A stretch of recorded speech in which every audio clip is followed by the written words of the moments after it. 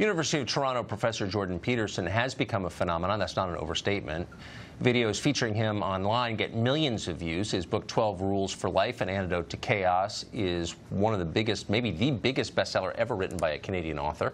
In that book, Peterson questions the left's rhetoric on gender, and maybe for that, he's being targeted for destruction. The Guardian calls him dangerous. Vox just published a massive and almost unbelievably stupid piece accusing Peterson of, quote, reactionary politics that validate white, straight, and cisgender men at the expense of everyone else. Really mouth-breathingly stupid, but there you have it. Jordan Peterson joins us tonight. Professor, thanks for coming on. So obviously a hurt dog barks. You've done something that has made people upset. What do you think you've said that the left finds so provocative and upsetting? Well, I pointed out quite clearly why they're factually incorrect and ideologically possessed. I mean, is particularly on issues like gender. The radical lefties insist that gender is a social construct, and that's just simply not true. So the scientific data on that are absolutely crystal clear, and no reasonable scientist disagrees. And so they're all foaming at the mouth because I'm poking holes in their cherished notions. And they like to think that people are completely malleable because that means people can be made over in their ideological image. So they're not happy about that. So when they say your ideas are dangerous, what they're really saying is your ideas are dangerous to them. I hope so. They're supposed to be dangerous to them. I make no bones about that. I'm not a fan of radical leftists. And look at what happened in the 20th century with radical leftist ideology. What has your job been like back in academia? I mean, you can't be one of many people who has these views where you live and work. Oh, yeah. Well, no, I think they're more common than you think. I mean, my views on gender, for example, and sex, they're shared widely among people in the psychometric personality community. Anybody who studies personality and who's a credible scientist knows full well that the differences between men and women in personality are to be attributed primarily to biological factors.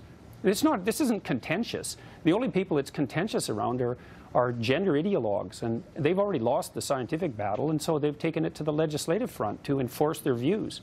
So they're really not contentious viewpoints. They're mainstream science, and I'm criticized all the time for spouting pseudoscience. It's like, it's not pseudoscience, it's mainstream science. And people who know the literature aren't disputing this. It's been known at least since the 1990s. Well, then why are people whose views are not rooted in science, but instead in emotion and superstition, dominating our public conversation and punishing anyone who doesn't disagree? How did they get so much power? Well, look, I actually think there's a technical reason for that, is that, you know, it's obvious that things can go too far on the right and they can go too far on the left. And it's kind of easy to put a box around people who go too far on the right. You can just look at claims of racial superiority.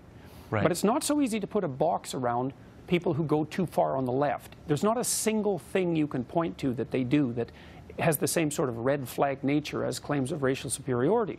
So it's hard for people who are left-leaning, say, and concerned with inequality and that sort of thing, to dissociate themselves from those who've clearly gone too far.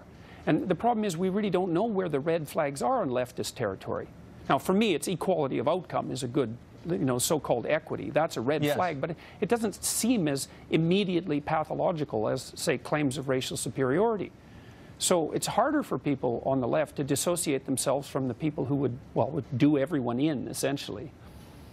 So you drew the line at pretending that biological sex isn't real. I mean, that's how you first became famous, because you said, I'm not going to lie about science. Well, do you think it's a good place for the rest of us to start? Well, I think it's a reasonable place. I mean, the Canadian government built a social constructionist view of gender into the law, and that's just incorrect. I mean, the idea that biological sex, gender expression, gender identity, and sexual preference have no relationship to one another, that they vary independently, that there's almost nothing you could claim that's more false than that.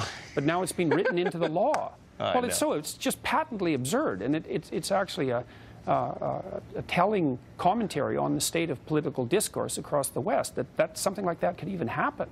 Yeah. But I think it's equality of outcome that's the real pathological desire. That's a bad one. I agree. But, I mean, I guess the good news is that taking a stand on behalf of obvious truths, there's a huge audience for it, and you're living testament to that. Thank you, Professor. Good to see you. No, good to see you, too. Thanks a lot.